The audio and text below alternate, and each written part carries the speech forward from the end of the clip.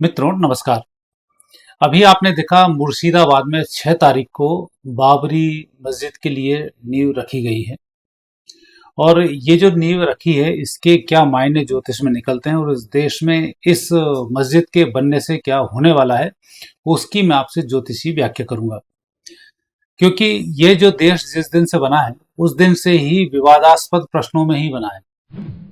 सबसे पहले तो इस देश की उत्पत्ति इस बेस पर हुई थी कि हिंदू और मुसलमान एक साथ नहीं रह सकते हैं, इसलिए मुस्लिमों को अलग देश चाहिए और अलग देश के लिए मुस्लिमों को एक अलग देश पाकिस्तान और बांग्लादेश दिए गए, जिसमें कि ये शांति के साथ रह सके। लेकिन दुर्भाग्य था कि इस देश के कुछ चाटुकार नेता थे जो अंग्रेजों के तलवे चाटा करते थे। उन्होंने इस व्यवस्था को व्यवस्थित नहीं करते हुए अव्यवस्था में परिवर्तित कर दिया। कारण था कि जब इस देश को स्वतंत्र किया गया तभी अंग्रेजों की वापस योजना इस देश को गुलाम बनाने की थी और इस देश को अस्थिर करने की थी। और ब्रिटेन की ये पहले से ही नीति रही है।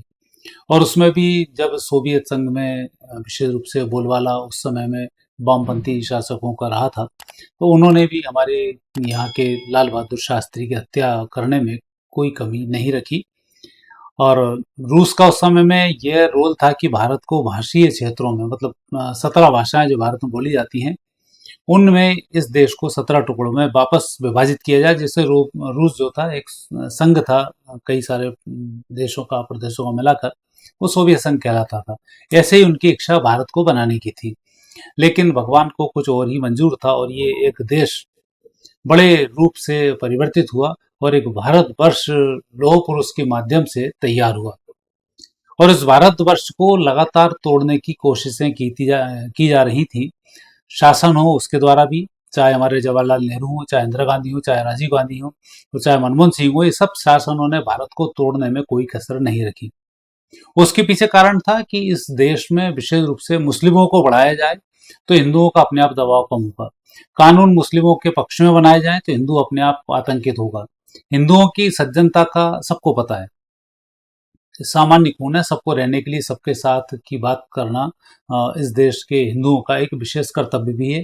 अतिथियों का सम्मान भी एक विशेष कर्तव्य है और उसके अंतर्गत ये सारी व्यवस्थाएं होती रही। इस देश में कई मंदिर टूटते रहे और कई मंदिरों पर मस्जिदें बनती रही और अब वो निकल निकल के भी सामने आ रहे हैं। संभल में आपने देखा कितने हजारों मंदिरों पर मुस्लिमों ने कब्जा किया हुआ, घर में बनाया हुआ, और हिंदुओं को वहां से भगाते रहे और पूर्ववर्ती सरकारें तमाशा देखती रहीं और उसको कानून के दायरे में लाकर हिंदुओं को डरा धमका कर वो वहां से भगाती रहीं। जम्मू कश्मीर की हालत आपने देखी होगी, कितना वहां पर नरसंहार हुआ, हिंदुओं को मारे जाते रहे, भगाए जाते रहे। और पुरानी जो कांग्रेस की सरकारें थी उस पर विशेष रूप से वो मुस्लिमों को ही सही ठहराती रही। और तो और क्या बात करें, यदि हम बात करें महात्मा गांधी की, तो महात्मा गांधी ने भी कहा था कि यदि मुस्लिम लोग हिंदुओं की हत्याएं करते हैं तो हिंदुओं को अपनी हत्याएं करवा लेनी चाहिए और आखिरी में जाके मुस्लिमों को समझ में आएगा कि हमने गलती की। जब सब कुछ मरी जाएंगे फिर क्या समझ में आएगा। ये उस व्यक्ति के प्लान थे। तो जहां देखा कि जवाहरलाल नेहरू और महात्मा गांधी की जो जुगलबंदी थी, इस जुगलबंदी ने देश को बहुत नुकसान पहुंचाया। और अब स्थिति बनती है कि जब नई सरकारों का उदय हुआ, जब भारत माता का भाग्योदय हुआ, तो अच्छे प्रधानमंत्रियों का, अच्छे लोगों का आना जाना शुरू हुआ। बाबरी का विध्वंस हुआ, वहीं मुलायम सिंह यादवों ने हिंदुओं के ऊपर हत्याएं कराई। इतनी सारी मस्जिदों में एक मस्जिद वो स्वीकार नहीं, मंदिर स्वीकार नहीं कर पा रहे, जो कि ऑलरेडी मंदिर था, और उनसे उम्मीद लगाएं सज्जनता की, बहुत ही मुश्किल वाला काम था। और ये ग्रहयोग भी बताते हैं कि ऐसी स्थिति आने वाले समय में बनेगी, क्योंकि भारत की नींव इस बात पर ही रखी गई है कि इसको कैसे युद्ध में थोपा जाए और भारत को कैसे गुलाम बनाया जाए। और उसमें लगातार प्रयास, सोवियत संघ पहले था, तो गोरबाचोव के जाने के बाद सोवियत संघ को भी अकल आई और वो भारत के साथ जुड़ना शुरू हुआ। और ये पौराणिक कथाओं को यदि हम देखते हैं तो उस समय में रूस में विशेष रूप से अर्जुन की रूस भूमिका निभाएगा और आने वाले समय में ये भारत की मदद करेगा और भारत रूस की मित्रता आने वाले भविष्य के लिए, सतयुग के लिए एक बहुत अच्छी व्यवस्थाओं में शामिल होने वाली है। चीन का जहां तक सवाल है, विशेष रूप से इस चीन का ही बहुत बड़ा ये षड्यंत्र है ममता बनर्जी के साथ मिलकर कि बंगाल को दहलाया जाए, बंगाल के चुनाव में कुछ ऐसा उत्पात मचाया जाए कि बीजेपी बदनाम हो, नरेंद्र मोदी बदनाम हो और यहाँ पर अराजकता फैलाई जा सके। चीन ने बहुत प्रयास किए, अमेरिका की इंटेलिजेंस ने बहुत प्रयास किए कि भारत में लगातार दंगे हों। किसान आंदोलन की आड़ में आतंकवादियों को डाल दिया। आतंकवादियों को इसलिए क्योंकि उन्होंने, यदि किसान होते तो लाल किले पर हमला नहीं करते, और वो स्थिति वहां पर क्लियर हुई। दूसरा, दिल्ली में भी लगातार रोका गया, शाहीन बाग जो बनाया गया वो भी इनकी एक डीप इंटेलिजेंस का ही सब कुछ किया धरा था। अब वही स्थिति बन रही है बाबरी के नाम से कलकत्ता के मुर्शिदाबाद शहर के पास में। वो बाबरी जो था, वो बाबर जो था एक्चुअली होमोसेक्सुअल था, गे जिसको बोलते हैं वो था। और बाबरी जो था वो उसका वही लड़का था जो दिखने में कहा जाता है कि बड़ा सुंदर खूबसूरत था, जिससे बाबर के रिलेशन थे। और भगवान राम के मंदिर को तोड़ने के बाद उसने इसी धूर्तता के रूप में बाबरी, जो एक इस तरीके का लड़का था, उसके नाम से उस मस्जिद को रखा। और इस समाज को ये समझ में नहीं आ रहा कि इतने घटिया काम करने वाले लड़के के नाम से इतना पवित्र स्थान बनाने जा रहे हैं। यदि पवित्र स्थान होता तो नाम दूसरा भी रखा जा सकता था, अन्य नाम बहुत सारे उपस्थित हैं उनमें भी रखा जा सकता था, लेकिन यहाँ पवित्रता का सवाल नहीं है, यहाँ अराजकता का सवाल है। इस देश में कैसे अराजकता को फैलाया जाए। और आने वाला जो समय है वो विश्व युद्ध का समय है। विश्व युद्ध में भारत के अंदर किस प्रकार से उपद्रव फैला है, क्योंकि भारत से डायरेक्ट लड़ना तो ना चीन के बस की बात है, और पाकिस्तान तो सोच भी नहीं सकते कि तुम्हारी पुलिस ही निपटा देगी इनको, तो वहां आर्मी की जरूरत भी नहीं पड़ेगी। आज हम जिस स्थिति में पहुंच चुके हैं, चीन दो दो हाथ करने से घबरा जाएगा। चीन को, पाकिस्तान को तो लड़ने में 20 मिनट लगे थे, और चीन के लिए भी भारत को सिर्फ 10 दिन चाहिए निपटाने में। ये आपको मेरी बातों पर बड़ा अजूबा लग रहा होगा, क्योंकि आप टेक्नोलॉजी के ज़माने की बात करते हैं, टैंक देखते हैं, 40 लाख सेनाएं देखते हैं, इतनी सारी पनडुब्बियों को देखते हैं, वहाँ के विकास को देखते हैं। उनका विकास कहाँ रखा गया था? अभी जिस दिन, कुछ दिन पहले वहाँ पर आग लगी थी इन टावरों में, कम से कम 12,000 13,000 के लगभग लोग मारे गए इन टावरों के अंदर। जो कि चीन है, खबरें बाहर नहीं आती हैं। और इतने बड़े टावर के क्षेत्र में आग लगना, और इतना शक्ति संपन्न देश जिसको हम बोलते हैं कि ये बिल्कुल बड़ा ही समृद्धशाली देश है, कुछ नहीं कर पाया। तो ऐसे ही भारत से जब युद्ध होगा तब चीन कुछ नहीं कर पाएगा। लेकिन दिक्कत भारत के साथ ये आएगी कि भारत के अंदर जो आस्तीन में सांप भरे पड़े हैं, इनका क्या होगा? और ये उन्हीं सांपों का नतीजा है कि ये सपोले मिलकर बाबरी नाम की मस्जिद, एक भगवान का एक अच्छा घर है, उसके नाम पर ही उपद्रव फैलाने की स्थिति में आ रहे हैं। मतलब इन्हें उनके उससे, ईश्वर से मतलब नहीं है कि वो किस किस्म का होता है, उसके क्या मायने हैं, लेकिन सिर्फ उन्हें उपद्रव फैलाना है इस देश के अंदर। और बंगाल के चुनाव में विशेष रूप से, क्योंकि बंगाल का जो विशेष क्षेत्र है, ये आसाम, और उसमें यदि हम पौराणिक क्षेत्रों की बात करें तो ये ताड़का राक्षसनी का क्षेत्र हुआ करता था। और बंगाल हमारे देश की यदि ध्रुवीकरण को देखें तो बंगाल का बहुत बड़ा योगदान रहा है, चाहे स्वतंत्रता के पहले हो, चाहे स्वतंत्रता के बाद में हो, चाहे मुस्लिमों के शासन से पहले की स्थिति हो, तो उस क्षेत्र की अपनी भूमिकाएं रही। वहां पर ताड़का राक्षसनी का स्थान था, तो धीमे धीमे जागृति वहां आना शुरू हो रही है। दूसरी, यदि हम बात करते हैं उड़ीसा के क्षेत्र की बात करें, तो उड़ीसा का जो विशेष क्षेत्र है, यहाँ पर महिषासुर जो राक्षस थे उनके राक्षसनियों का ये क्षेत्र माना जाता था। तो यहाँ पर भी स्थिति बहुत ठीक नहीं थी। अब जगन्नाथ विराजमान है वहां पर, तो उड़ीसा का क्षेत्र अब जागृत होना शुरू हुआ है। और तीसरा क्षेत्र है गुजरात, जो दारूकावन है, दारूका नाम की राक्षसनी के क्षेत्र है, नागेश्वर ज्योतिर्लिंग विराजमान है। और ये तीनों ही क्षेत्र ऐसे हैं जहां पर भारत के लिए विदेशी हमले होंगे और भारत की स्थिति को यहाँ से कमजोर किया जाएगा, बहुत अधिक यहाँ पर नुकसान पहुंचाया जाएगा। तो ये स्थिति यहाँ पर बनती है।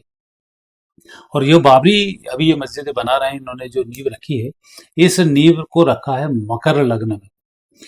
मकर लग्न है, राहु दूसरे स्थान पर है, शनि तीसरे स्थान पर है, गुरु छठे स्थान पर है, चंद्रमा है सप्तम भाव में, केतु है अष्टम भाव में, सूर्य बुध शुक्र है एकादश भाव में, और मंगल है द्वादश भाव में। और अभी जो महादशा चल रही है वो शनि की महादशा में बुध का अंतर चल रहा है। तो इसमें इनकी उत्पत्ति तो हो रही है, लेकिन ये जो स्थिति बनेगी, जब मस्जिद बनकर तैयार होगी, तब तक भारत के अंदर अंतर कलह होकर बहुत सारे युद्ध हो चुके होंगे। तो ये जो बाबरी मस्जिद बना रहे हैं, एक बाबरी मस्जिद का विध्वंस हुआ था 92 में, उसको हटाकर फिर मंदिर की पुनर्स्थापना की गई और उसी तरीके से अब ये नियमानुसार मस्जिद बना रहे हैं। लेकिन नाम इसका गलत उन्होंने रखा हुआ है और उस गलत नाम का परिणाम ये होगा कि इस मस्जिद में बहुत अधिक दिनों तक इबादत नहीं चल पाएगी और ये मस्जिद को खुद ही लोग अपने आप तोड़ेंगे, क्योंकि 2027 में स्थिति ऐसी हो जाएगी कि पूरी दुनिया में जो तहलका मचेगा तो लोग भारत की तरफ ही शरण मांगने के लिए भागेंगे। उनमें ये जितने भी विधर्मी हैं ये सब भी भारत में ही शरण मांगेंगे और सीधा कन्वर्सन बहुत तेजी से शुरू होगा। जैसे मुस्लिम बने थे कटपिट कर, वैसे अब ये धीरे से कन्वर्ट हो जाएंगे हिंदुओं में। तो 2027 में जब इसके शुभारंभ की बात आएगी तब तक सिनेरियो ही पूरा चेंज हो चुका हो।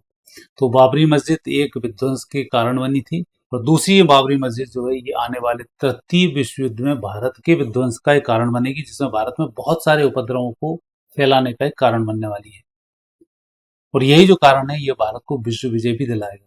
तो कुल मिलाकर अब जो समय जिस तरह से चल रहा है उस तरह से इस बाबरी मस्जिद के माध्यम से भारत को नुकसान होगा और फिर फायदा होगा।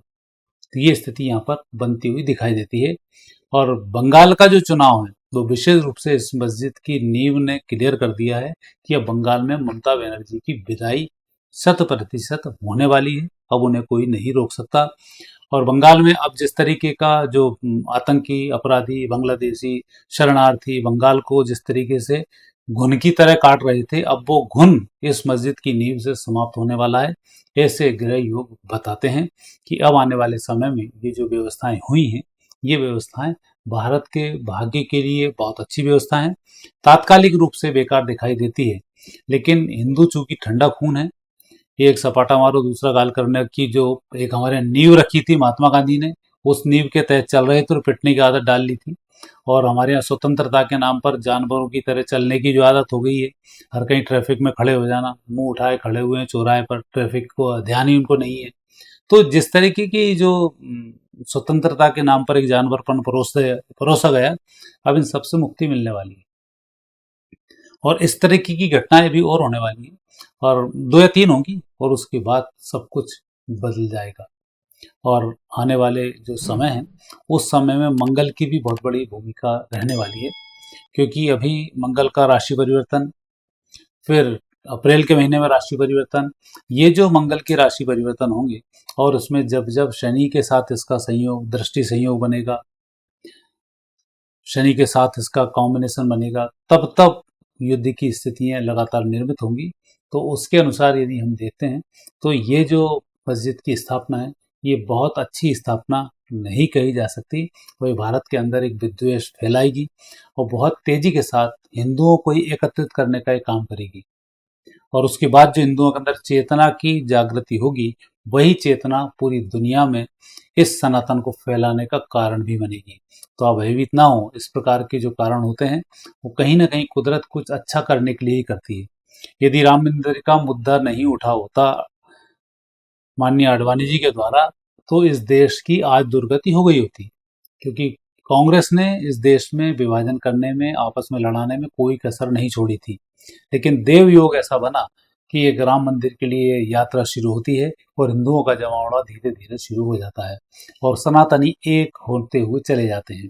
तो एक होते हुए चले गए बाबरी मस्जिद तोड़ने के बाद, दूसरा एक हो गए राम मंदिर की ध्वजा के बाद, अब तीसरा और एकत्रीकरण इसमें हो जाएगा इस बाबरी मस्जिद का जिस दिन इनॉग्रेशन होगा उस दिन के बाद स्थिति कुछ और होने वाली है।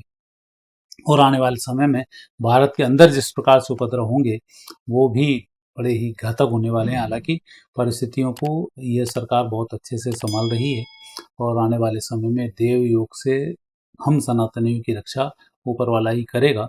ये परिवर्तन भी बहुत तेजी के साथ दिखाई दे रहे हैं। मित्रों आज इतना ही, फिर नए विषय के साथ आपसे भेंट होगी। आगे दीजिए, नमस्कार।